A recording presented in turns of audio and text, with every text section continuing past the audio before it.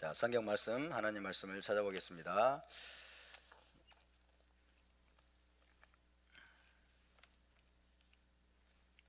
계시록 17장 계시록 17장 1절에서 5절을 함께 읽겠습니다.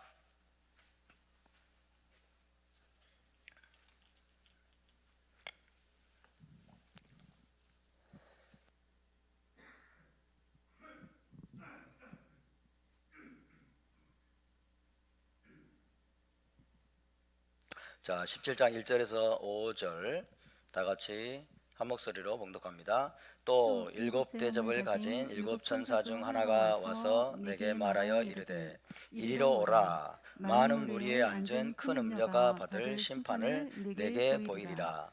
땅의 임금들도 그와 더불어 음행하였고 땅에 사는 자들도 그 음행의 포도주에 취하였다 하고 곧 성령으로 나를 데리고 광야로 가니라.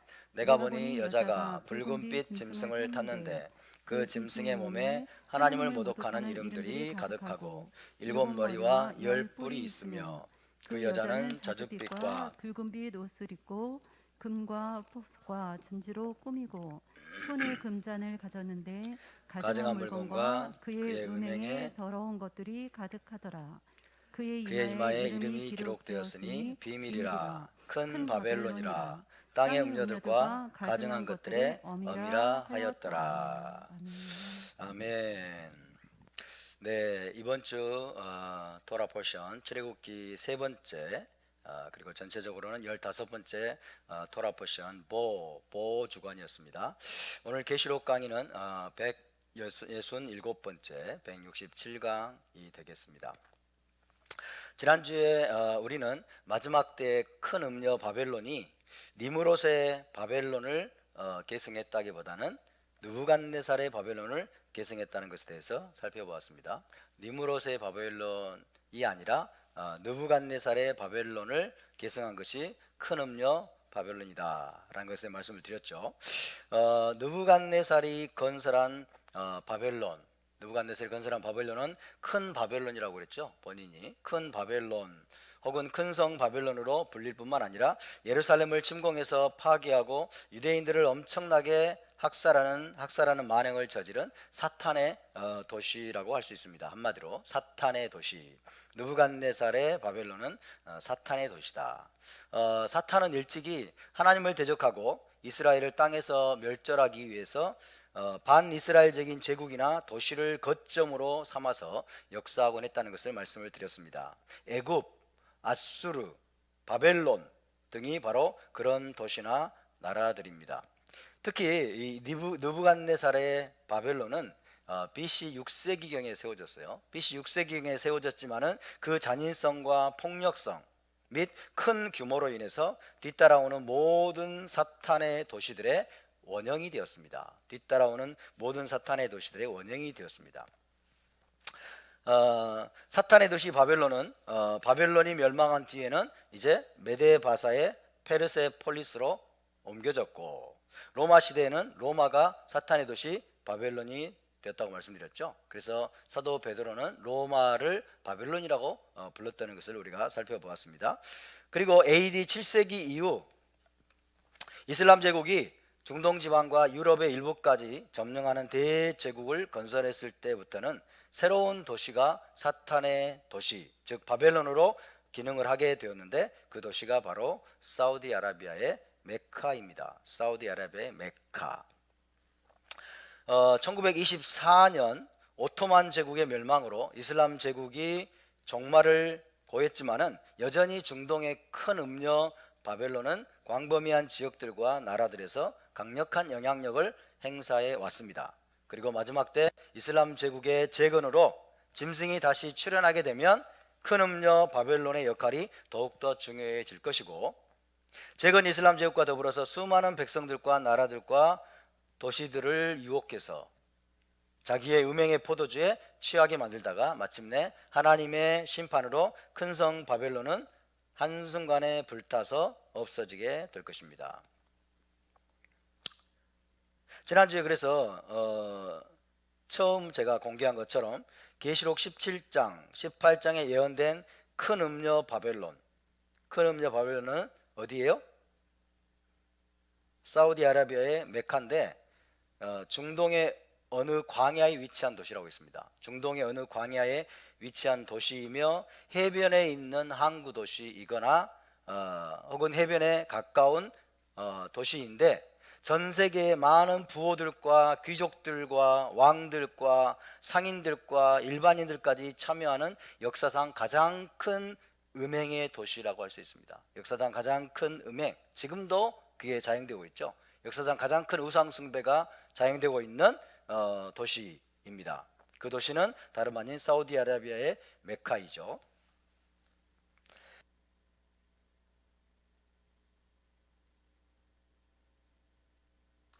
큰 음녀 바벨론은 기본적으로는 어느 특정 도시를 의미합니다. 어느 특정 도시를 의미하기도 하지만 조금 더 확장하면 그 특정 도시를 중심으로 한 나라를 의미하기도 합니다. 바벨론은 도시이면서 나라였죠. 그런 것처럼 어느 특정 도시를 의미하기도 하지만 그 특정 도시를 중심으로 한 나라를 의미하기도 한다. 따라서 우리는 메카나 혹은 사우디아라비아가 마지막 때의 큰 음녀 바벨론이라고 결론을 지을 수가 있습니다. 좁게는 메카, 그 다음에 좀 더 넓히면은 사우디아라비아가 바로 마지막 때 큰 음녀 바벨론이다 라고 이야기할 수 있죠. 그래서 보여드리면, 자, 이게 뭐 메카 여기 있습니다.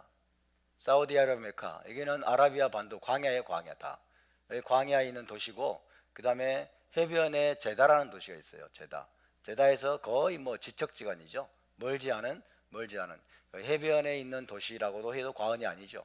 해변에서 아주 가까운 도시, 광야의 도시이고 해변에서 가까운 도시. 그래서 성경의 예언과 정확하게 맞아떨어지고 있죠.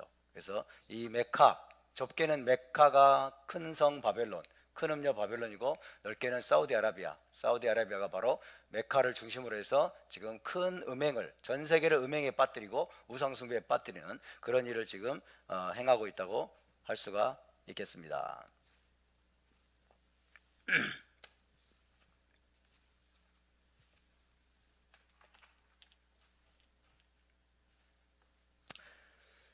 자, 오늘은 바벨론, 특히 니무롯의 바벨론에 관한 이야기를 좀 해보려고 합니다. 니무롯의 바벨론, 큰 음녀 바벨론이 니무롯의 바벨론이라기보다도 느부갓네살의 바벨론의 영적인 속성과 본질을 계승한 사탄의 도시라고 말씀을 드렸는데, 여러분 중에는 왜 니무롯의 바벨론을 계승한 것은 아닐까요?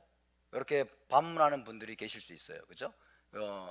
느부갓네살의 바벨론이라는 것은 동의가 되는데 니무롯의 바벨론도 아닐까요? 니무롯의 바벨론의 속성과 본질을 계승한 것이라고도 할 수 있잖아요 라고 이야기할 수 있겠죠.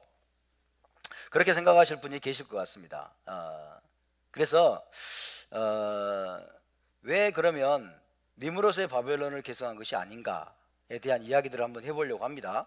가장 첫 번째 이유는 지난주에도 말씀드렸던 것처럼 창세기 11장의 바벨탑과 바벨론 성 건설 과정에 니무롯에 관한 직접적인 언급이 없습니다. 니무롯에 관한 직접적인 언급이 없고, 또 바벨탑 건설 목적이 자기들의 이름을 내고 온 땅의 흩어짐을 면하기 위해서였다고 기록이 되어 있죠. 그것과 계시록 17장 18장에 나오는 큰 성 바벨론과는 별다른 연관성이 없기 때문이에요. 하나님을 대적하는 것은 맞아요. 그죠? 우리의 이름을 내고 온 땅의 흩어짐을 면하자. 그죠? 하늘에까지 닿는 탑을 쌓고 우리의 이름을 내고 그리고 온 땅의 흩어짐을 면하자라고 한 것은 하나님의 직접적인 명령과 하나님의 의도를 대적하는 것은 맞습니다. 그러나 거기까지죠. 거기까지고 그 이상의 것들을 찾아보기가 어려워요. 마지막 때의 바벨론은 그것과는 차원이 다르죠. 마지막 때 큰 성 바벨론은 그것과는 훨씬 더 차원이 다른 음녀입니다. 큰 음녀입니다. 그 밖에 지금 기독교계에 널리 퍼져 있는 니무롯 신화가 있죠. 니무롯 신화는 말 그대로 성경 밖에서 전해져 내려오는 전설과 신화일 뿐이지 어떤 성경적 근거나 역사적 근거도 입증되지 않은 것들입니다. 기독교계에서 널리 퍼져 있는 바벨론 신화, 니무롯 신화는 어떤 근거도 입증이 되지 않은 것들이에요. 성경적으로나 역사적으로 입증이 되지 않은 말 그대로 전설이고 신화일 뿐입니다. 그런 것들을 바탕으로 해서 우리가 진리의 말씀인 성경을 해석한다는 것은 대단히 위험한 일이 아닐 수 없습니다. 그래서 오늘은 바로 그와 같은 이야기들을 좀 해보려고 합니다. 잘 한번 들어보시기 바랍니다. 자, 우리는 언제부턴가 니무롯과 바벨탑 건설에 관한 이야기들을 들으면서 모든 이방 종교의 기원이 니무롯으로부터 시작된 바벨론 신비 종교라는 말을 들어왔습니다. 모든 이방 종교의 기원이 바벨론 신비 종교다, 그런 말을 들어왔죠. 그리고 그 바벨론 신비 종교가 세상 모든 나라의 종교에 깊이 침투해 들어갔다라는 말도 들었습니다. 대충 가장 널리 퍼져 있는 이야기를 말씀을 드려보면, 니무롯이 세미라미스라는 여자와 결혼을 했어요. 세미라미스라는 여자와 결혼을 했는데, 세미라미스가 임신한 상태에서 니무롯이 죽습니다. 니무롯이 죽고 그가 죽은 후에 탐무즈라는 아들을 낳습니다. 니무롯, 세미라미스 사이에서 니무롯이 죽은 다음에 세미라미스가 아들을 낳는데 그의 이름이 탐무즈예요. 탐무즈. 그런 다음에 세미라미스는 니무롯을 태양신으로 추앙을 했고, 그리고 탐무즈는 니무롯이 환생한 것이라고 주장을 했습니다. 세미라미스가 탐무즈가 바로 니무롯의 환생이다, 니무롯이 태양신 니무롯이 환생한 것이라고 주장을 하기 시작했습니다. 그래서 마지막 때가 되면 세상의 모든 종교를 통합해서 전 세계를 통제하고 지배할 적그리스도가 등장할 텐데, 그가 바로 마지막 때의 니무롯일 것이다, 이렇게 얘기죠. 세상의 모든 종교를 통합하고 전 세계를 통제하고 지배할 적그리스도가 등장을 하는데, 그가 마지막 때의 니무롯일 것이다. 그런데 니무롯으로부터 시작된 바벨론 신비 종교에 강력한 영향을 받은 종교가 로마 카톨릭이다. 로마 카톨릭이기 때문에 카톨릭의 교황이 적그리스도로 등장할 것이고, 로마 카톨릭은 큰 음녀 바벨론임이 드러날 것이다. 그죠? 그래서 로마 카톨릭이 바벨론 신비 종교에 강력한 영향을 받았기 때문에 로마의 교황이 적그리스도로 등장할 것이고, 로마 카톨릭은 큰 음녀 바벨론이다. 카톨릭 시스템이 바로 큰 음녀 바벨론이다 라는 식의 이야기가 지금 널리 퍼져 있어요. 그것을 철석같이 믿고 있는 사람들이 굉장히 많이 있죠. 우리도 그런 부분들을 상당히 좀 신뢰했던 측면이 있었던 것이 사실입니다. 굉장히 그럴싸하고 계시록의 적그리스도와 큰 음녀 바벨론이 아주 깔끔하게 정리되는 그런 이야기인 것처럼 보입니다. 그죠? 계시록의 적그리스도, 그리고 큰 음녀 바벨론, 그죠? 니무롯의 바벨론부터 시작해가지고 마지막 때 이 니무롯, 바벨론 신비 종교를 이끌어가던 카톨릭, 로마 카톨릭의 수장인 이제 로마 교황이 적그리스도로 이제 모습을 드러낼 것이고, 로마 카톨릭은 큰 음녀 바벨론으로서 로마 적그리스도와 함께, 교황과 함께 전 세계를 이제 우상 숭배에 빠뜨리고, 그죠? 그렇게 할 것이다. 짐승의 표를 또 받게 할 것이다. 이런 식의 내러티브가 많이 유행이 되고 있습니다. 그렇다면 도대체 이런 이야기들이 언제부터 시작이 되었고, 또 그런 이야기들은 과연 사실일까요? 이런 질문을 던져야 되겠죠. 이런 이야기들이 언제부터 시작되었고, 이런 이야기들이 과연 사실일까? 우리가 해야 될 아주 중요한 책무는 모든 전승과 전설과 신화들을 성경적으로 검증하고 확증하는 것입니다. 그냥 무턱대고 믿으면 안 되는 거예요. 사도 바울이 전했던 메시지가 정말 진리일까? 라는 질문을 가지고 성경 연구에 창념했던 사람들이 베레아 사람들이죠. 그죠? 그 베레아 사람들의 자세가 우리에게 항상 필요합니다. 많은 경우에 교회들과 신학자들과 크리스찬들은 자신들의 전승과 전통을 고수하기 위해서 하나님의 말씀을 무시하는 경향을 보입니다. 1세기 때 서기관들과 바리새인들도 자기들의 전통을 고수하기 위해서 하나님의 말씀을 무시하고 헛되게 하다가 예수와께 큰 책망을 받은 적이 있죠. 저와 여러분 또한 그런 잘못을 범해서는 안 될 줄로 믿습니다. 자, 성경 이제 한 번씩 이제 어떻게 이런 얘기들이 나오게 되는지 한번 이제 볼 텐데요. 성경 밖에서 니무롯을 처음 언급한 사례는 1세기경에 활동했던 알렉산드리아의 유대 철학자 필로가 있습니다. 자, 첫 번째로 성경 밖에서 니무롯을 언급한 사람들, 니무롯에 대한 이야기들을 이제 언급하고 기록하고 퍼뜨린 사람들입니다. 첫 번째, 알렉산드리아의 필로.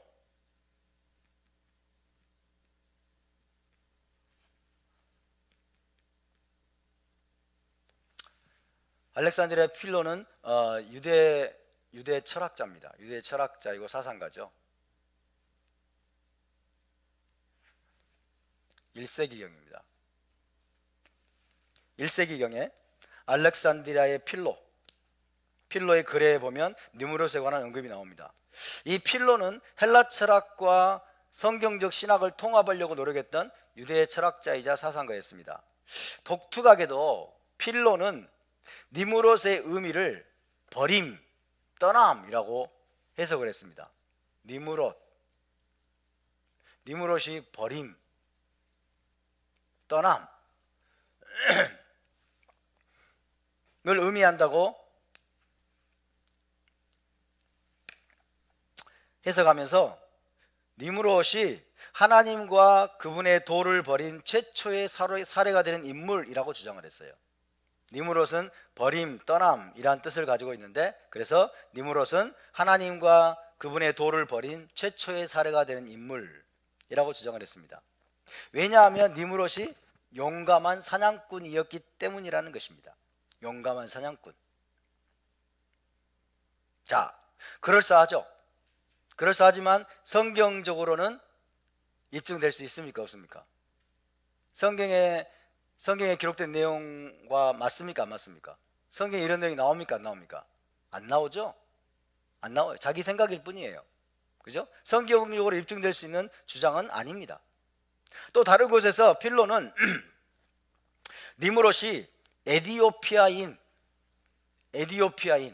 니무롯이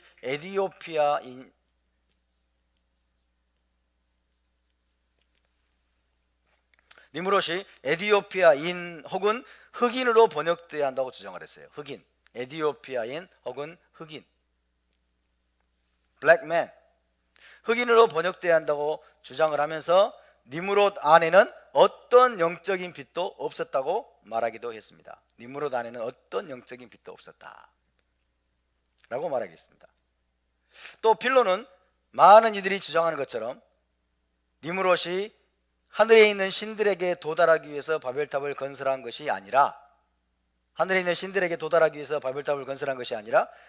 맞서는 방벽으로서, 자, 바벨탑은 하늘에 맞서는 방벽으로서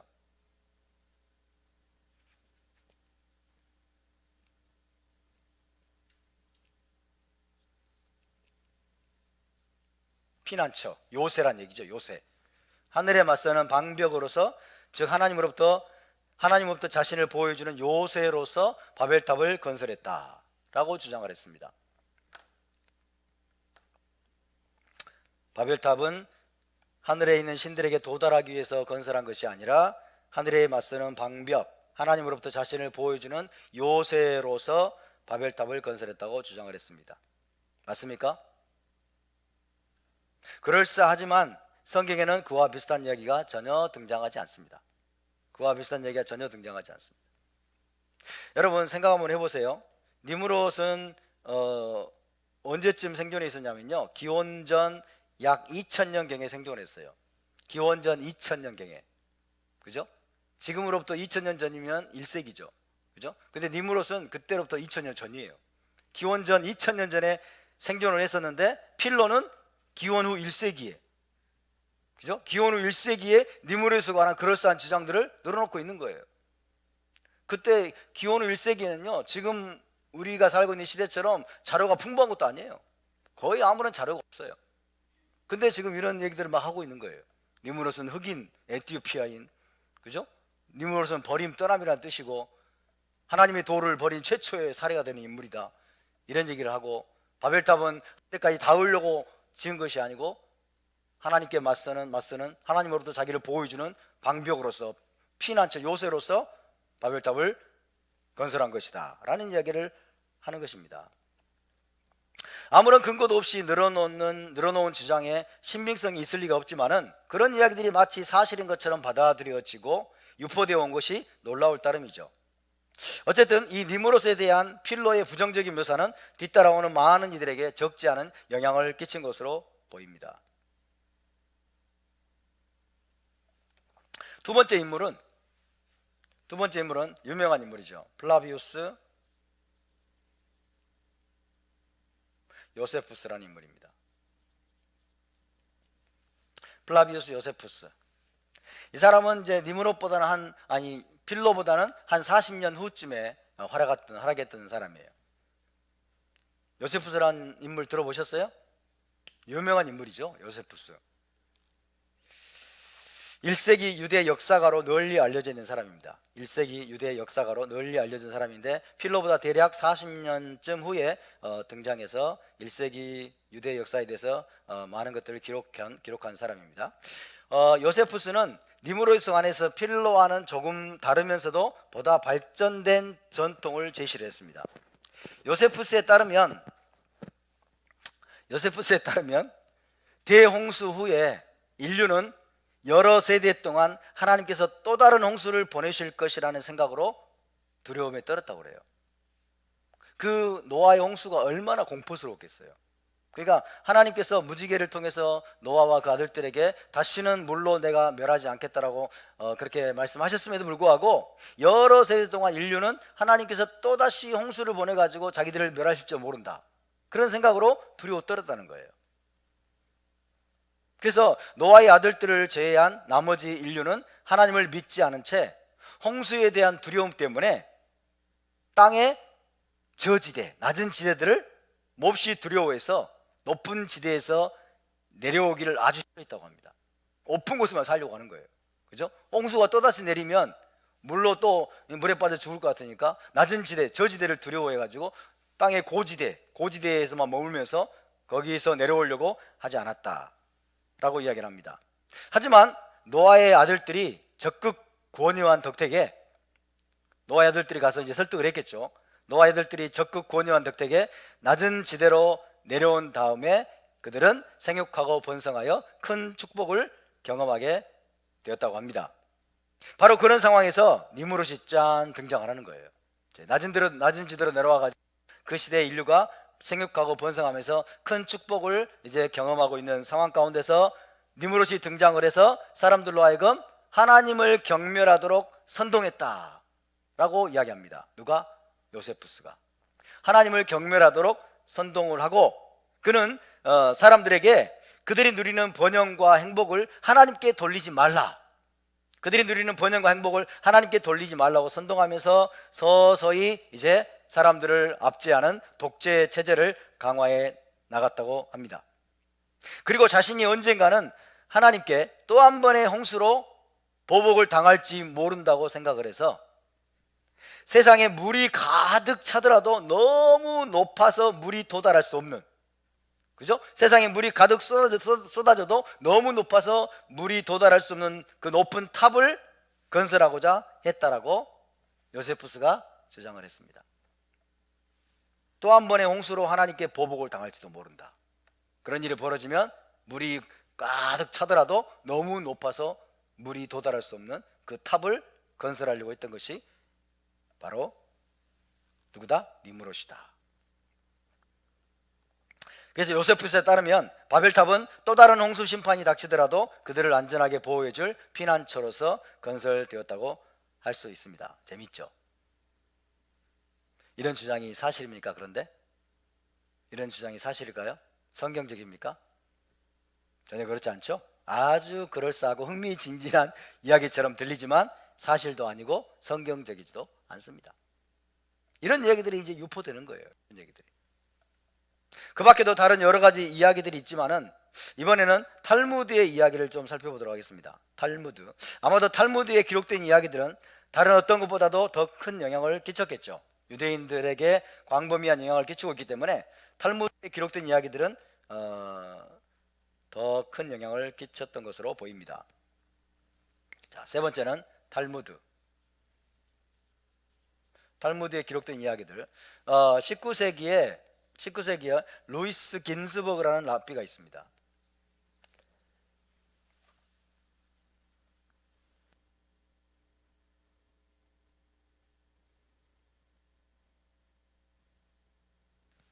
루이스 긴스버그라는 랍비가 유대인들의 전설이란 책을 저술했어요.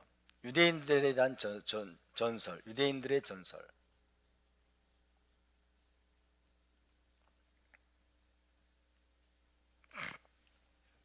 유대인들의 전설이란 책을 저술했는데 거기에 보면 니무롯에 관한 많은 전승들이 요약이 되어 있습니다. 자, 그 이야기들 중 하나는 이렇게 되어 있습니다. 한번 들어보세요. 니무롯의 전설, 많은 전설들을 요약해놨는데 그 이야기들 중에 하나가 바로 이겁니다. 타락한 인간들의 지도자들 중 최초의 사람은 니무롯이었다. 그의 아버지 구스, 니무롯의 아버지는 구스입니다. 그의 아버지 구스는 하나님께서 아담과 하와가 낙원을 떠날 때 그들에게 주셨던 가죽옷을 그에게 주었다. 아담과 하와가 낙원을 떠날 때 하나님이 가죽옷을 입혀주셨죠. 그런데 이 가죽옷이 그때까지 전수가 돼가지고 그 옷을 구스가 니무롯에게 줬다는 얘기예요. 자, 보면 가죽옷은 아담과 하와로부터 에녹에게로 전수가 되고, 다음에는 무두셀라에게로, 아담과 하와 입었던 그 가죽옷입니다. 다음에는 무두셀라에게로, 그 다음에는 노아에게로 전수되었고, 노아가 그 옷을 방주 안으로 가지고 들어갔다. 그런데 방주에 들어갔던 자들이 방주에서 나올 때 함 아시죠? 함이 그 옷을 훔쳐서 숨겨놓았다가 나중에 그의 장자 구스에게 주었는데, 구스가 그 옷을 수년 동안 숨겨두었다가 그의 아들 니무롯이 20살이 되었을 때 그 옷을 그에게 주었다. 하나님이 아담에게 주었던 가죽옷입니다. 그렇게 내려왔다가 이제 구스에 의해서 니무롯이 20살이 됐을 때 그 가죽옷. 근데 이 가죽옷은 보통 가죽옷이 아닙니다. 그 옷은 놀라운 능력을 가지고 있었는데 그 옷을 입은 사람은 절대 패할 수가 없어요. 그 옷을 입은 사람은 절대 패할 수도 없고 또 다른 사람이 그에게 저항할 수도 없는 그 능력을 가진 옷이었어요. 그러니까 그 옷이 이제 니무롯에게 딱 전수가 되니까 니무롯은 이제 뭐예요? 동방불패가 되는 거죠. 그죠? 절대 패할 수 없고 그다음에 니무롯에게 누구도 저항할 수 없게 만들어주는 그런 능력을 가진 옷이었어요. 그래서 니무롯이 그 옷을 입고 있는 모습을 보면 들의 짐승들과 새들까지 그 앞에 엎드리게 되었다. 그래서 결국 니무롯은 모든 사람들을 다스리는 왕이 되었다. 긴스버그가 탈무드에 있는 유대인들의 전설 가운데 나와 있는 니무롯 이야기입니다. 니무롯은 그것으로도 양이 차지 않아서 자신을 신으로 높이고 돌로 된 탑을 건설한 다음 거기에 하나님의 보좌를 본따서 자기가 앉을 백향목 보좌를 만들었다. 그리고 그 자리를 각종 보석으로 꾸민 다음에 그 자리에 친히 앉았습니다. 그랬더니 모든 나라들이 와서 그를 신으로 경배했다고 기록되어 있습니다. 이런 이야기 역시 흥미롭고 그럴싸해 보이지만은 1세기경에 누군가에 의해서 만들어진 이야기일 뿐입니다. 아무런 성경적, 역사적 근거도 없습니다. 그 후로도 니무롯과 바벨탑에 관해서 많은 전설과 이야기들이 만들어져 내려왔는데 거의 대부분 부정적인 이야기들이죠. 니무롯은 긍정적인 인물입니까? 부정적인 인물입니까? 부정적인 인물이죠. 전부 부정적인 이야기들. 자신을 신격화하고 그 다음에 독재 체제를 구축하고 사람들을 학대하고 이런 인물이죠. 부정적인 인물이 이야기들입니다. 다음으로 이제 16세기경으로 합니다. 16세기로 넘어가는데 이 16세기경에 저술된 야쉘의 책이 있습니다.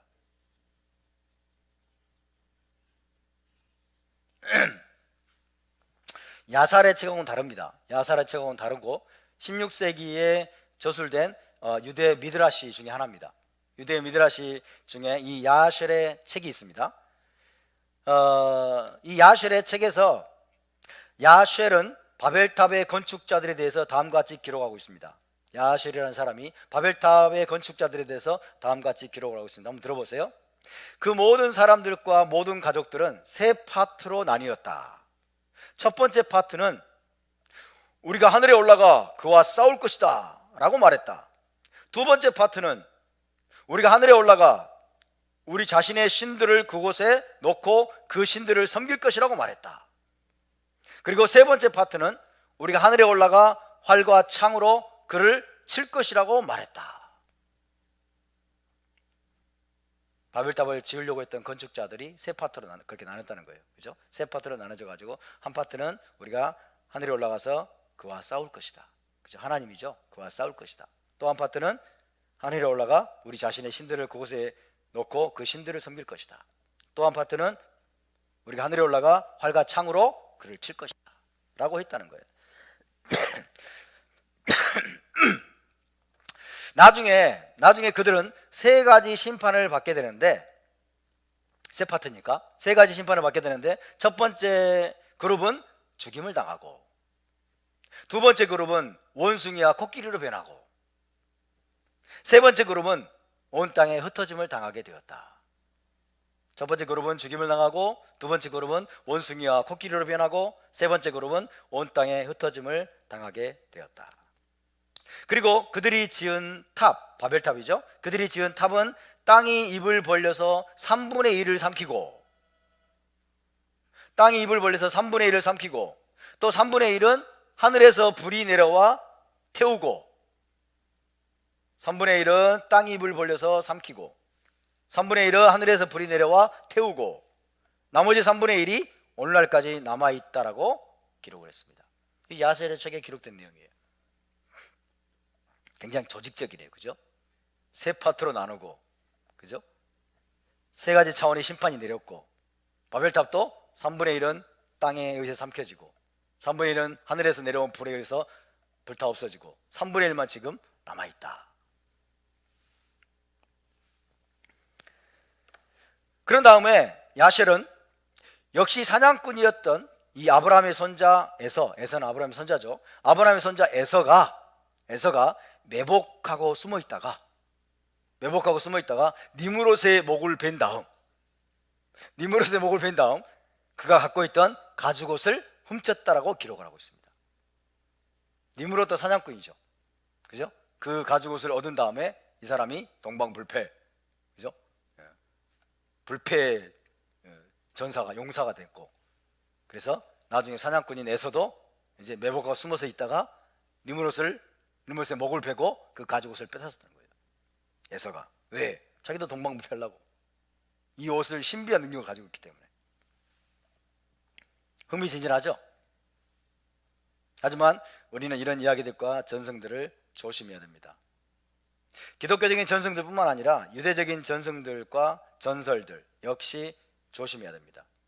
우리 히브리 뿌리 메시아닉 교회 성도들이 유대 랍비들이 저술한 미드라시나 이런 유대적인 전설들을 많이 접하죠.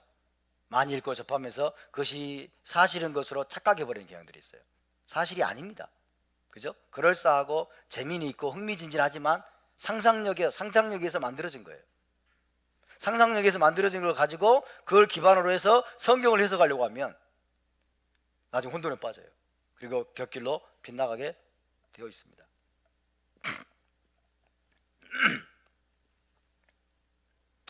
자, 그런가 하면요, 어떤 이들은 니므롯을 의인으로 해석하는 경우도 있습니다.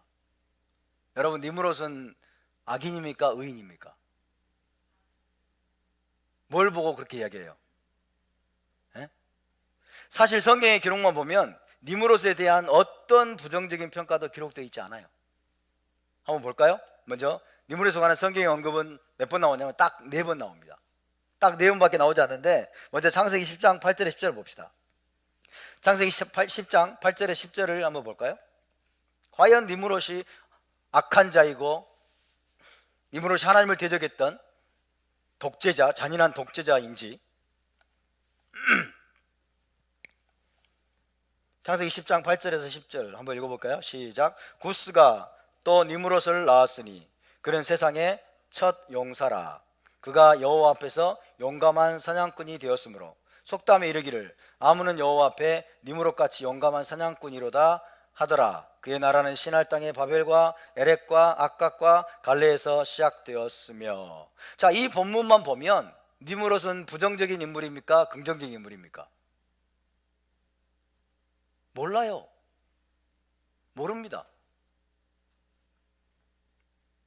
여기에는 니무롯에 대한 어떤 부정적인 언급이 없어요. 읽기에 따라서는 의인으로 읽힐 수 있는 여지도 있습니다. 여호와 앞에서 용감한 사냥꾼, 여호와 앞에서 용감한 사냥꾼이라는 표현은 그가 항상 여호와 앞에 서 있는 사람이었다라고 해석할 수도 있겠죠.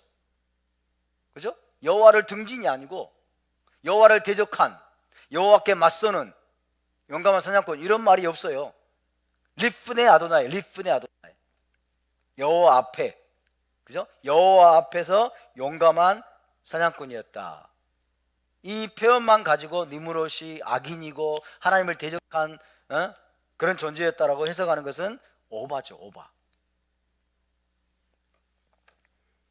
그럼 정말로 니무롯이 의인이었을까요? 알 수 없습니다. 대답은 알 수 없다예요. 성경에 나와 있는 묘사들만 가지고는 니무롯이 의인이었는지 악인이었는지, 하나님을 대적한 자였는지, 하나님 앞에 서 있는 자였는지. 9절에 보면요, 그가 여호와 앞에서 용감한 사냥꾼이 되었으므로 속담이 생겼어요. 누구누구는 여호와 앞에 니무롯같이 용감한 사냥꾼이구나. 좀 긍정적인 의미로 들리지 않습니까? 그죠? 여호와 앞에 용감한 사냥꾼이다. 그렇게 해석할 수 있는 여지도 있다는 거예요. 그래서 핵심적인 요지는 뭐냐면, 니무롯이 최초로 하나님을 대적한 사탄적인 인물이었다거나 하나님의 자리에 오르려고 바벨탑을 건설했다는 식의 주장은 전혀 근거가 없는 이야기라는 뜻입니다. 다만 성경은 바벨탑과 바벨론의 건설자들이 자기들의 이름을 내고 온 세상에 흩어지기를 면하려는 의도에서 그런 일을 행했는데, 그것 때문에 하나님께서 그들의 언어를 혼잡게 하셔서 그들을 온 지면에 흩으셨다라고 기록하고 있을 뿐입니다. 우리는 그 내용에 너무 많은 신화와 전설을 덧붙여서 가공해낸 이야기들을 믿을 필요가 없습니다. 또 그런 것들에 근거해서 성경을 해석하려는 시도들을 우리가 해서는 안 된다라고 말씀드릴 수 있습니다.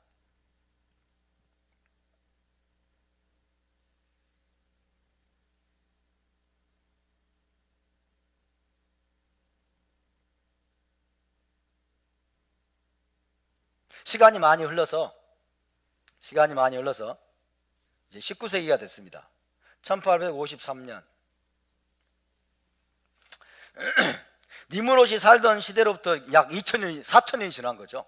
4천년이 지난 인물에서 뭘 안다고? 1853년에 알렉산더 히슬롭이라는 목사님이 있습니다. 알렉산더 히슬롭.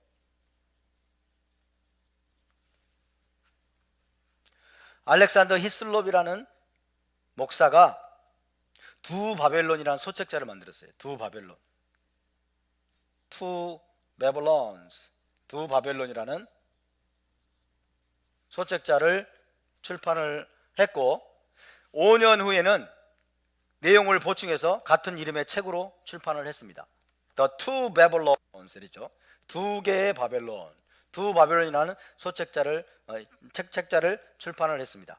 19세기에 출판된 이 책이야말로 거의 모든 개신교 분파들 전체에 가장 지대한 영향을 끼친 책이라고 할 수 있습니다. 지금 우리가 알고 있는 니무롯과 세미라미스 신화와 바벨론 신비종교, 그리고 로마 카톨릭이 완전히 바벨론 신비종교를 계승했다는 이야기들이 거의 대부분 이 알렉산더 히슬롭의 책에서 비롯된 이야기예요. 이 사람이 이 책에 기록한 거예요. 두 개의 바벨론이라는 책에서.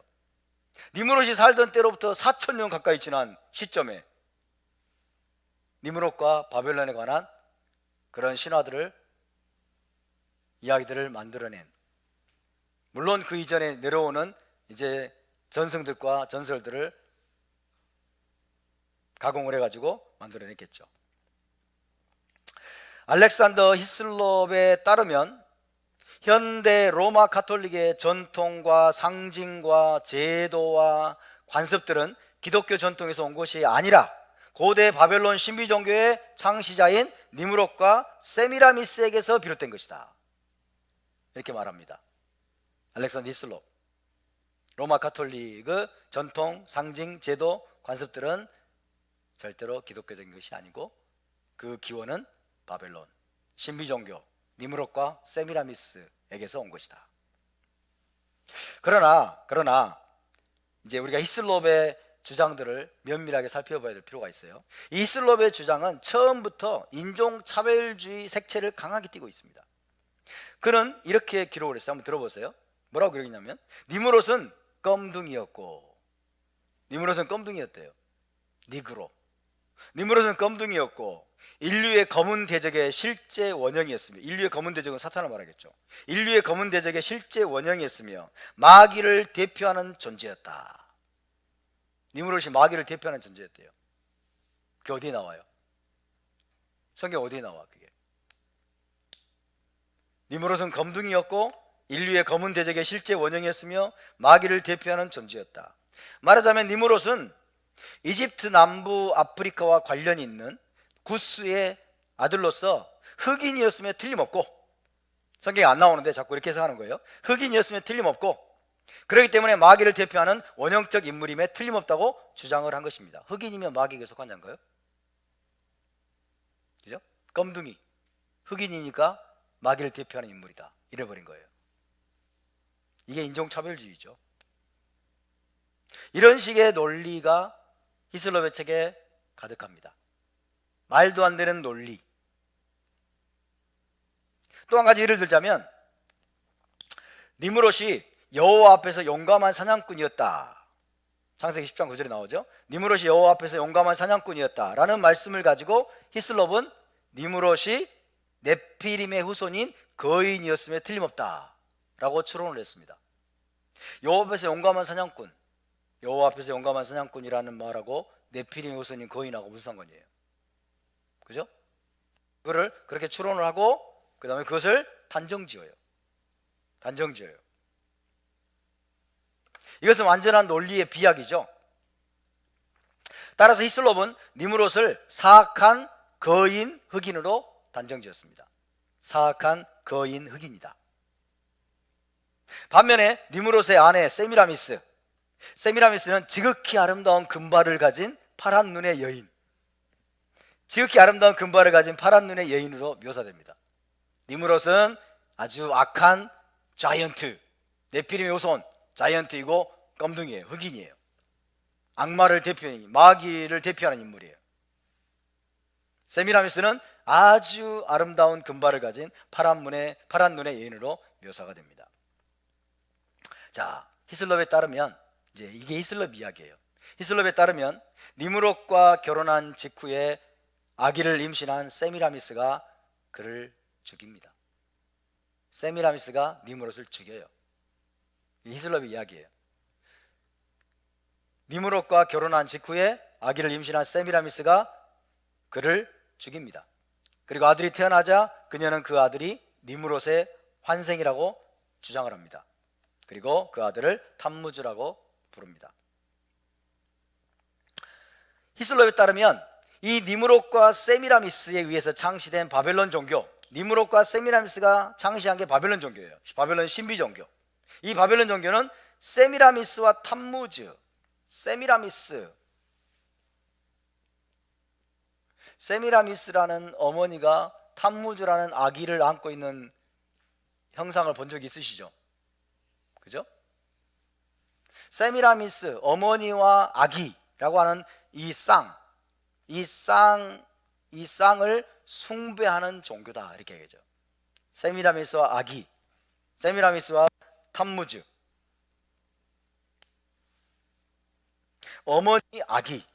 어머니 아기를 쌍으로 숭배하는 종교가 바로 바벨론 종교다. 그런데 후에 그 종교가, 바벨론 종교가 지구 전역으로 퍼져나가게 되었는데 어머니와 아기의 이름은 각 나라에 맞게 바뀌었다는 게 히슬롭의 주장이에요. 그래서 이게 애굽으로 이집트로 가니까 이제 어떻게 돼요? 이시스가 돼요. 세미나미스는 이시스라는 이름을 바뀌고 탐무즈는 호루스가 되죠. 이시스 호루스. 이시스가 또 호루스를 안고 있는 듯한 그런 또 형상이 있어요. 이게 다 바벨론 종교에서 왔다는 거예요. 이시스 호루스. 그리스와 로마에서는 비너스, 다이애나, 아테나, 포르투나 등의 이름으로 불리게 되었습니다. 이 영향을 받아가지고 로마 카톨릭이 이제 예수하고 아기 예수가 아니죠. 마리아가 아기 예수를 안고 있는 이 형상, 이것이 바로 바벨론 신비 종교에서 온 것이다. 이름만 바꿔가지고 바벨론 신비 종교에서 영향을 받아가지고 이름만 바꿔놓은 것이다 라고 주장을 한 사람이 바로 알렉산더 히슬롭이라는 목사였습니다. 히슬롭은 그런 식으로 처음에 사탄적인 바벨론 종교가 땅끝까지 퍼져나갔기 때문에, 자, 바벨론 신비 종교가 최초의 우상숭배 사탄적인 종교의 근원입니다. 그것이 땅끝까지 퍼져나갔다는 거예요. 땅끝까지, 이집트로, 그리스, 로마로, 로마 카톨릭으로 이어져서 땅끝까지 퍼져나갔다. 모든 사탄적인 종교의 원형이고 어미다, 이렇게 이야기를 하는 거죠. 그래서 17장 5절 한번 읽어, 계시록 17장 5절 한번 볼까요?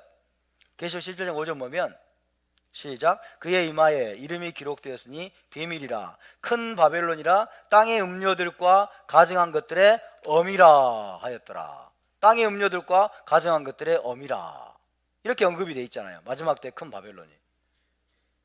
그렇기 때문에 그 고대의 바벨론 종교가 명백히 모든 종교들의 어미라는 거죠. 모든 종교들의 어미가 되어서 고대의 바벨론 신비 종교가 땅끝으로 다 퍼져나갔다는 거예요. 그죠? 그리스로, 로마로, 이집트로 다 퍼져나가가지고 유사한 형태가 저렇게 만들어지고 로마 카톨릭도 그렇게 만들어졌다. 아주 그럴싸하지 않습니까? 딱 넘어가기 좋죠. 히슬롭은 이렇게 주장합니다. AD 4세기에 가짜로 개종한 로마 황제 콘스탄틴이 가짜로 개종했다고 합니다. 가짜로 개종한 로마 황제 콘스탄틴이 바벨론 신비종교와 기독교를 교묘하게 섞어버렸다. 바벨론 신비종교와 기독교를 교묘하게 섞어버렸는데 그 결과물이 로마 카톨릭 교회다. 그리고 더 확장하면 동방정교회와 영국 성공회라고 주장을 합니다. 로마 카톨릭 교회, 그 다음에 동방정교회, 영국 성공회라고 주장을 합니다. 이 히슬롭은요, 심지어 로마 카톨릭과 동방정교회와 영국 성공회가 단순히 이방 정교에 물든 정도가 아니에요. 이방 정교에 물든 정도가 아니라 사실상 현대판 바벨론 사탄 숭배교라고 주장합니다.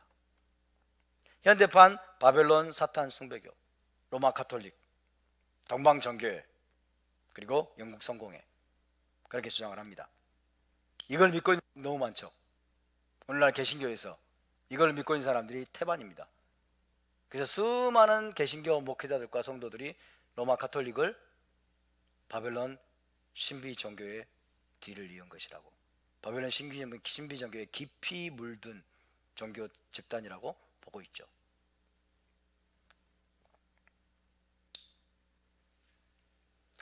그의 주장대로 로마 카톨릭의 관습과 전통과 행위와 의식과 교리 등 모든 것이 바벨론 종교에서 온 것이라면 개신교의 거의 모든 분파들도 고대 바벨론 종교에서 유래한 것이라고 할 수밖에 없습니다.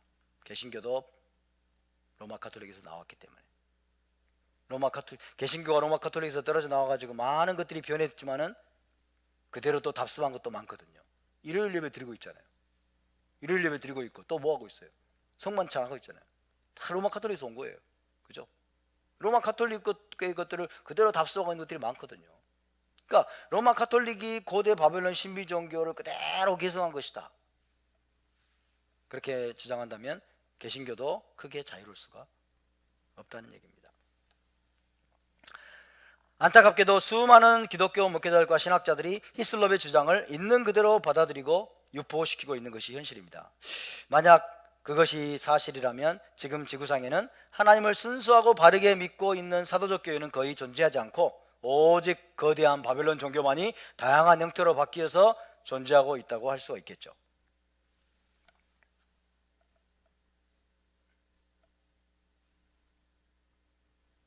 재미있습니까? 지루합니까? 재밌을 거예요. 그 다음에 6번째, 미국의 목사 중에 히슬롭의 영향을 지대하게 받은 나머지 이 히슬롭의 책을 보완해 가지고 바벨론 신비종교라는 책을 쓴 사람이 있어요. 바벨론 신비종교.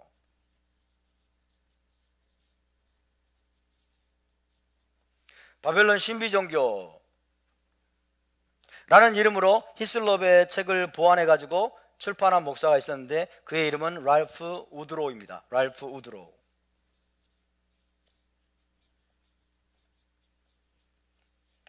랄프 우드로우. 우드로우 목사예요. 우드로우 목사. 하지만 얼마 후에 이 우드로우 목사는요, 히슬롭의 주장이 역사적인 근거와 타당성이 있는지를 면밀히 재검토했어요.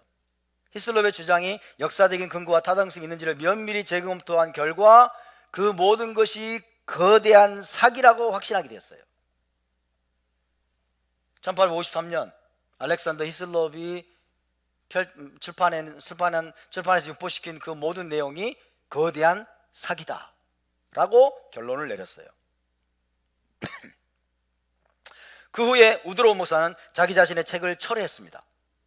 바벨론 신비종교라는 책을 철회했을 뿐만 아니라 히슬롭의 주장을 반박하고 부인하는 또 다른 책을 저술했습니다. 그 이름이 The Babylon Connection 이런 책이에요. 바벨론과 연결되어 있다고? 라는 책이죠. Babylon Connection 이런 책입니다. 바벨론과 연결되어 있다? 이렇게 해석하시겠죠? 모든 게 바벨론과 연결되어 있다는 거예요. 히슬롭이 주장하는 것은 모든 게 바벨론과 연결되어 있다. 여러분, 히슬롭이 저지른 잘못 가운데 가장 심각한 것은 만약 두 가지 것들 사이에 유사점이 조금이라도 발견이 되잖아요. 두 가지를 비교하다가 두 가지 것들 사이에 유사점이 조금이라도 발견이 되면 그는 그 두 가지가 같은 것이라는 결정적이고 반박 불가능한 증거다라고 결론 지어버린다는 거예요. 이게 히슬롭의 심각한 논리적인 비약입니다. 두 가지를 비교했는데 이 둘 사이에 유사점이 하나가 발견됐어. 유사점 하나가 발견되면 이 두 가지는 사실상 동일한 것이다, 동일한 것이라는 결정적인 증거다 라고 하면서 이걸 동일한 걸 만들어버려요. 자, 예를 들면 대한민국에 에프라임 김이 있습니다. 대한민국에 에프라임 김이 있고 미국에 가면 에프라임 주다가 있어요. 몬티 주다의 아들인데, 자, 대한민국에 에프라임 김이 있고 미국에 에프라임 주다가 있어요. 두 인물 보니까 이름이 앞에 에프라임이네. 그죠? 에프라임. 둘 다 에프라임 이름 유사점을 가지고 있죠. 그리고 또 비교를 해봤더니 둘 다 메시아닉이야. 미국의 에프라임 주다도 메시아닉이거든요. 둘 다 메시아닉 이라는 공통점을 가지고 있을 뿐만 아니라 두 사람 다 동시대에 살고 있네. 그러면 이것은 두 사람이 동일 인물이라는 결정적 증거다. 이게 히슬롭의 논리입니다. 두 사람은 동일 인물임에 틀림없다라고 결론을 짓는 논리. 이런 식의 잘못된 논리가 히슬롭의 책 전반을 지배하고 있습니다. 결론을 내려놓고, 그죠? 바벨론 신비 종교가 모든 세상 이방 종교의 원형이고 기원이다 라는 게 이 결론이에요.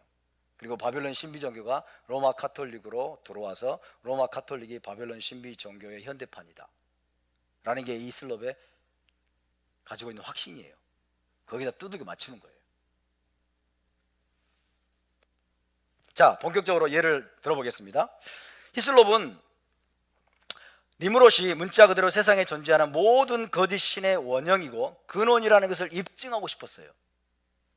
그걸 입증하고 싶어 했어요. 그렇기 때문에 니무롯과 역사 속에 존재하는 다른 거짓신 사이의 유사점을 부지런히 찾곤 했습니다.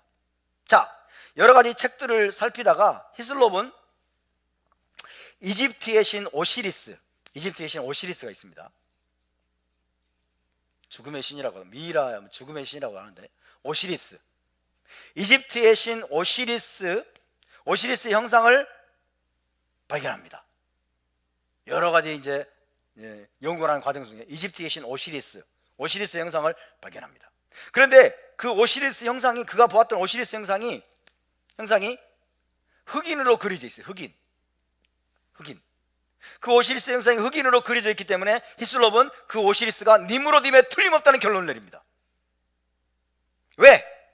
니무롯이 흑인인데 그가 본 오시리스 형상이 흑인으로 되어 있는 것이 니무롯과 오시리스가 동일한 존재라는 명백한 증거라는 거예요. 말이 됩니까? 그런데 히슬롭은 오시리스 형상에서 니무롯과 오시리스가 동일한 존재라는 또 하나의 반박 불가의 증거를 발견합니다. 자기 관점으로 또 하나의 반박 증거의 불가의 증거. 니무롯과 오시리스가 동일한 존재라는 것을 입증해주는 반박 불가의 증거를 발견하게 되죠. 명백한 증거, 반박 불가의 증거. 그것은 오시리스가 자, 보겠습니다.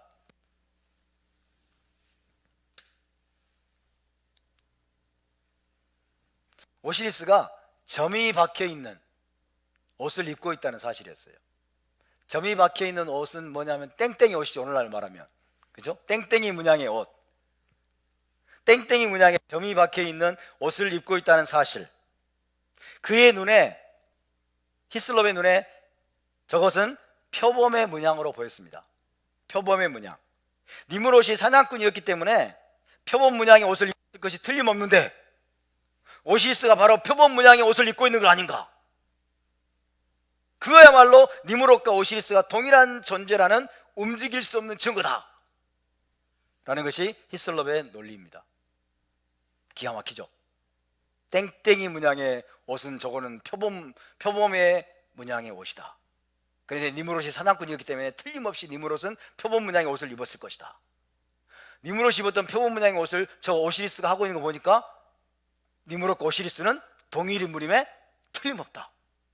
그래서 고대 바벨론 종교의 그 신이었던 니무롯이 이집트로 건너가서 오시리스라는 인물로 그대로 바뀌었음에 틀림없다 라는 결론을 내립니다. 정말 그렇습니까? 납득이 되시나요? 납득이 안 되죠? 논리의 비약이 너무 심하죠. 논리의 비약이. 지금 저 얼굴은 검게 안 나와 있습니다만은 그 히슬롭이 보았던 오시리스 형상은 얼굴이 흑인으로 나와요. 흑인. 그래서 아니 니무롯이 흑인이잖아. 니무롯이 흑인인데 저 오시리스도 흑인이네? 동일 인물이네. 이거는 명백한 증거라는 거예요. 어처구니 없죠.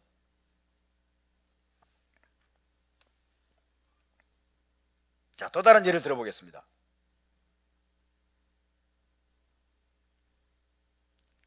니무롯 숭배가 이집트만이 아니라 그리스와 로마까지 오염시켰다는 걸 입증하기 위해서 그는 또 다른 연결고리를 찾습니다. 이번에는 그리스의 신, 포도주와 추수의 신이 있어요.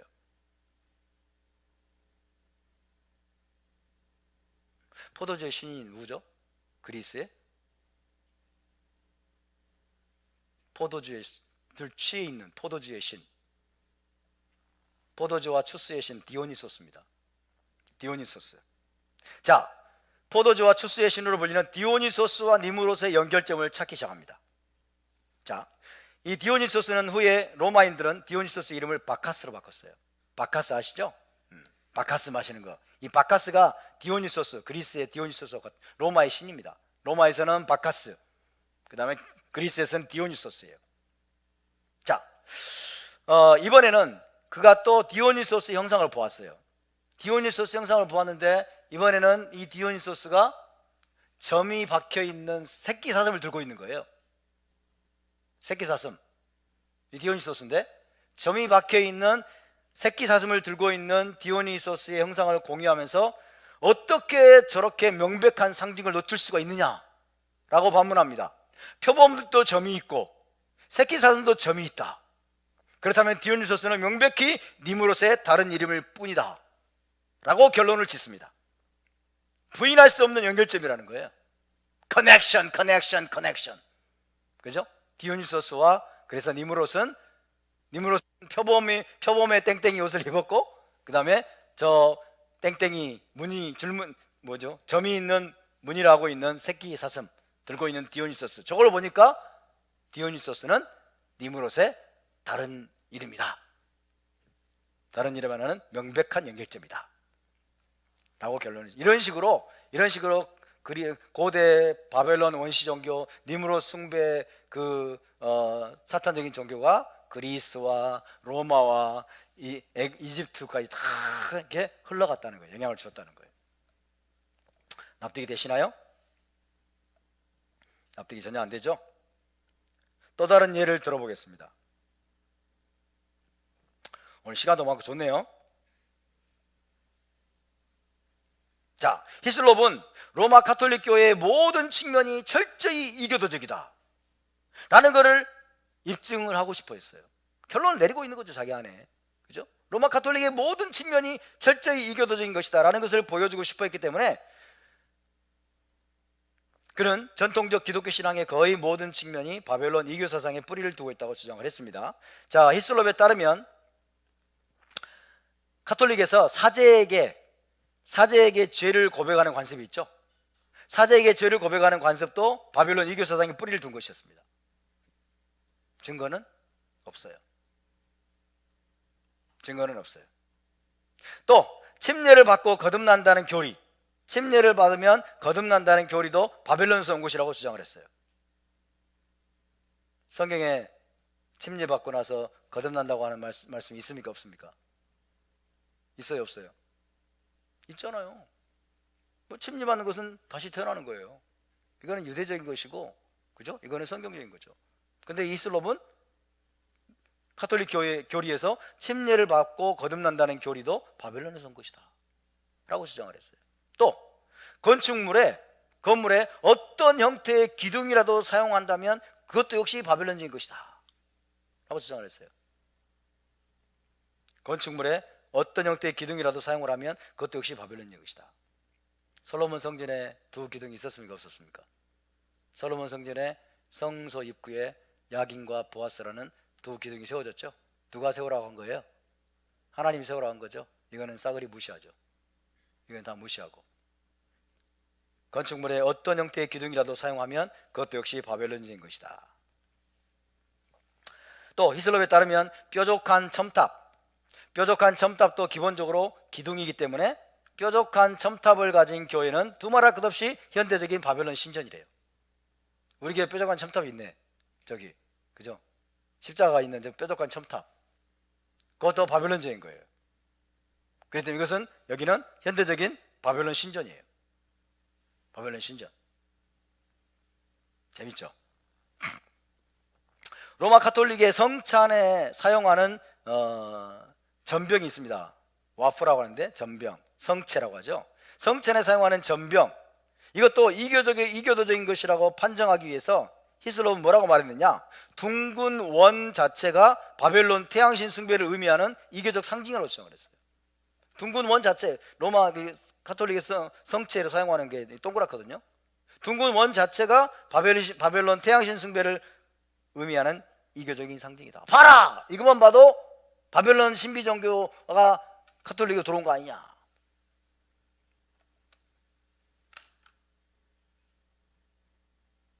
이런 이야기들로 가득 차 있어요. 하지만 히슬롭이 가장 심혈을 기울인 것은 뭘까요? 교황에 대한 거였습니다. 교황. 자, 그에 따르면 교황의 관으로 알려진 교황의 모자가 있어요. 모자. 교황의 모자는 실제로 바벨론 물고기 신인 다곤의 상징이었대요. 교황의 모자가 바벨론 물고기 신인 다곤의 상징이었다. 따라서 히슬롭은 교황을 다곤의 사제라고 결론 짓습니다. 바벨론 물고기 신 모양의 모자를 교황이 쓰고 있다고 해서 교황은 바벨론 다곤의 사제다 라고 결론을 지어요. 어떻게 해서 그런 결론을 내리게 됐을까요? 자, 하나 더 사진을 보시면 저 그림은 고대 도시인 니느웨와 바벨론의 터에서 발견한 그림입니다.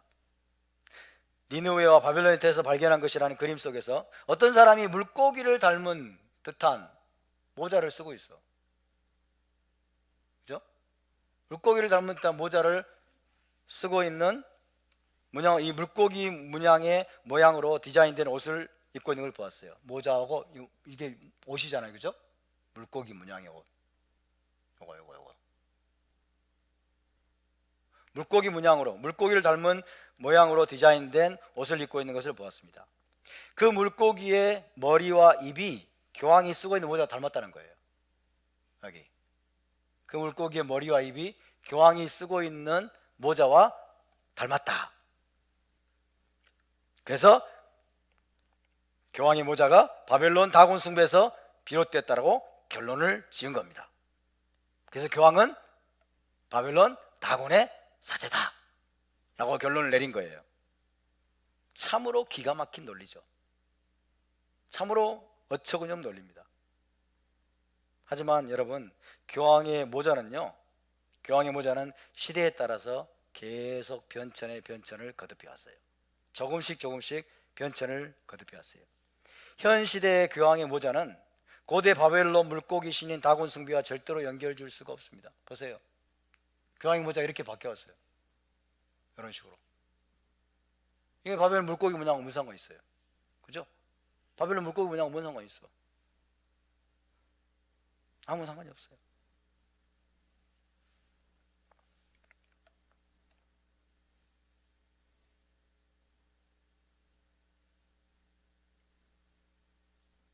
교황의 모자는 어디에서 왔을까요? 성경에서 대제사장이 모자를 쓴 것, 제사장들이 모자를 쓴 것, 거기서 의뢰했겠죠. 그죠? 근데 모양이 물고기 신인 다곤의 모양과 비슷하다고, 예? 바벨론 종교로 만들어버리고 바벨론 다곤의 사제로 만들어버리고 교황을, 이게 히슬롭이 했던 거예요. 근데 이게 너무나 널리 퍼져 있어. 많은 사람들이 그렇게 믿고 있어. 지금 더 기가 막힌 신뢰를 들어드리겠습니다. 이것만 하고 마쳐야 될 것 같아요.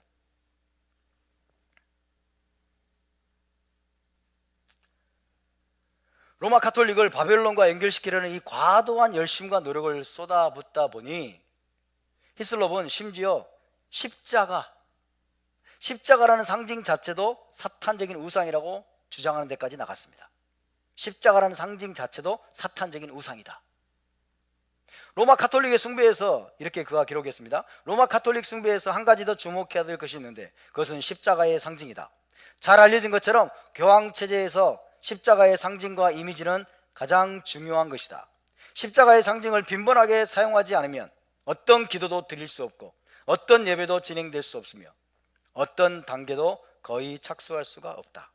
십자가는 커다란 부적으로 모든 위험의 시기에 든든한 피난처로, 그리고 모든 유혹의 시기에는 모든 어둠의 권세로부터의 확실한 보호자로 여겨진다.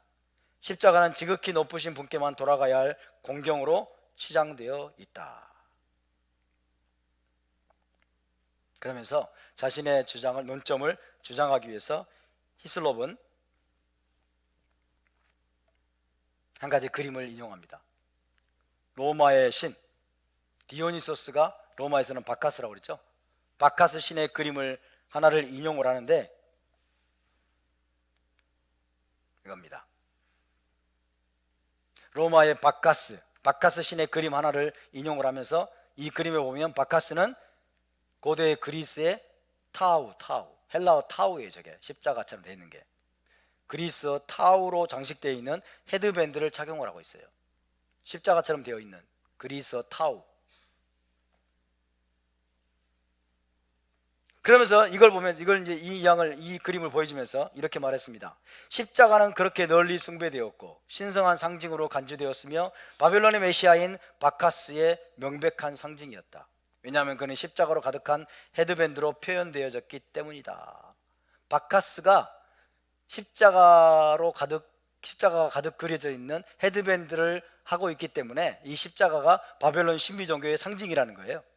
바벨론 이교 숭배의 상징이라는 거예요.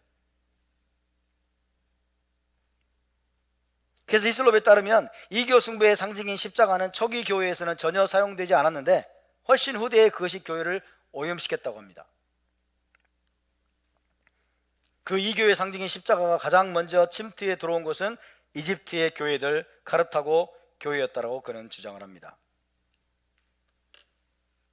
십자가를 닮은 상징을 고대 이교도들이 사용한 것이 사실일까요?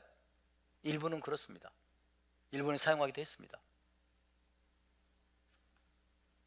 그렇다 하더라도 그것이 저 히슬롭의 주장대로 이교 숭배의 상징에 가톨릭이 혹은 기독교가 감염이 되었다 라고 말할 수 있을까요? 천만의 말씀이죠. 말도 안 되는 소리죠. 두 가지 대상이나 물건의 모양이 비슷하다고 해서 그 두 가지가 같은 것이라고 주장하는 것은 전혀 논리적이지 않습니다. 전혀 논리적이지 않아요. 바카스가 저렇게 십자가가 그려져 있는, 타우가 그려져 있는 헤드밴드를 하고 있을지 모르지만, 그죠? 그러나 성경에는 십자가가 가득합니다. 십자가. 예수와께서는 십자가에 못 박혀 죽으신 것이 확실하죠? 맞습니까? 십자가는 예수와의 죽음, 예수와께서 여러분 못 박혀 죽으신 처형되었음이 분명하죠. 그래서 기독교의 상징 중에 하나가 또 십자가라고 할 수 있는 거예요. 아멘? 이 십자가가 이교 숭배의 상징이다. 저거는 바벨론 종교에서 들어온 것이다. 그 십자가를 극렬히 반대하는 무리들. 바벨론 종교에서 안 들어온 게 어디 있어요? 그렇대요. 아무것도 없어요. 전부 바벨론 종교에서 들어온 거예요. 말도 안 되는 짓이죠. 십자가 장식을 다 없애버려야 된다. 다 십자가를 제거하지 않으면 여기는 바벨론의 신전입니다. 현대판 바벨론의 신전이 되는 거예요. 첨탑이 세워져 있고 십자가가 세워져 있고, 그죠? 그러면 여기는 현대판 바벨론 신전이 되는 거예요. 그러는 거예요?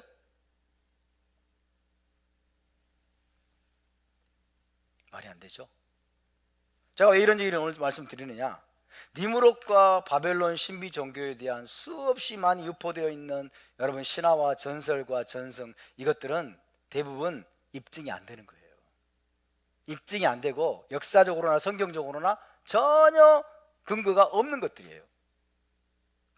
지금 니무롯이 살았던 시대보다 지금 4,000년이 지나 4,000년이 지나는 동안 엄청나게 이것이 마치 눈덩이처럼 불어나가지고 마치 그것이 사실인 것처럼, 진짜 로마 가톨릭이 바벨론 신비종교를 그대로, 응?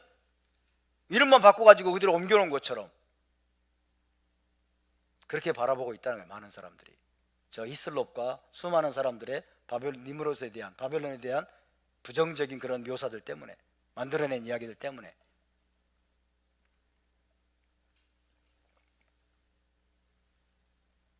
옛날에 이런 경우가 있었어요. 마크 빌츠 목사님이 마지막에 이렇게 축도를 하잖아요. 그죠? 이렇게 축도를 하는데 막 하다가 마크 빌츠가 이렇게 막 손짓 하다 보면 이렇게 하는 경우가 있었던 거예요. 그 순간은 포착해서 딱 사진을 찍어놨어. 그래가지고 마크 빌츠는 일루미나티다, 프리메이슨이고 일루미나티다. 그래서 인터넷에 엄청 이걸 유포시키는 거예요. 그런 것에 그런 것처럼 보이는 사진만 딱 아주 그냥 또 아주 신비적으로 보이는 사진들 찍어가지고 기가 막힙니다. 이런 것들이 너무, 그런 것들을 아무 전이해 없이 막 이렇게 전해 듣는 사람은 어때요? 색안경 끼고 보게 되잖아요. 색안경 끼고 마크 빌츠는 저 일루미나티일 것이야, 저 프리메이슨일 것이야, 이렇게 보고, 우리가 카톨릭에 대해서 보고 있는 관점이 그와 다르지 않다는 거예요. 니무롯과 세미라미스가 만들어낸 바벨론 신비종교가 이름만 바꿔가지고 카톨릭으로 그대로 전수가 돼가지고, 카톨릭이 문제가 있는 거 많죠. 많기는, 그죠? 우리가 동의하기 어려운 것도 많고 문제가 있는 것도 있지만, 그러나 이것이 너무 지금 너무 부풀려져 가지고 카톨릭을 이교 집단으로, 바벨론 신비종교 집단으로 보고 있는 이런 현실은 정말 문제가 많다는 겁니다. 결론적으로 말씀드리면, 우리의 여러분 신앙은 철저하게 성경적으로 검증이 돼야 돼요. 아멘. 우리가 많은 이야기들을 듣고, 많은 세상에 유포되고 있는 많은 그런 이야기들, 또 많은 뉴스들, 또 전승들, 이런 것들을 우리가 접하게 되지만, 이게 정말 성경적으로 역사적으로 근거가 있는 것이냐, 근거가 없는 것이라면 우리는 그것을 한 귀로 듣고 흘려버려야 돼요. 근데 너무 자주 듣다 보니까 세뇌가 돼버려요. 이제는 우리가 하나씩 하나씩 여러분 걷어내야 될 때가 된 줄로 믿습니다. 아멘. 니무롯의 바벨론, 성경에 따르면 실체가 거의 없어요. 니무롯의 바벨론, 성경에 기록되어 있는 내용만 보면 여러분 니무롯에 대해서 우리는 아주 부정적으로, 아주 악마적으로, 사탄적인 존재라고 우리가 함부로 단정 지어서는 안 된다는 거예요. 오늘 여기까지 하고요, 다음 주에 좀 더 이 부분을 나누고, 결정적인 것들도 나누고 계속하도록 하겠습니다. 자, 우리 함께 자리에서 나서 함께 기도합시다. 짧게 기도하고 오늘 마치도록 하겠습니다.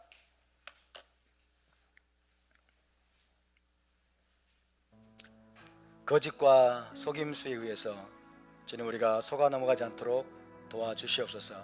우리의 믿음과 우리의 신앙과 우리의 성경적인 해석들이, 우리의 관점들이 철저하게 하나님의 말씀에 의해서 검증되고 성경적인 근거가 있는 것들이 되기를 원합니다. 우리의 듣는 것을 삼가 조심하라. 예수께서 그렇게 말씀하셨습니다. 너희의 듣는 것을 삼가 조심하라.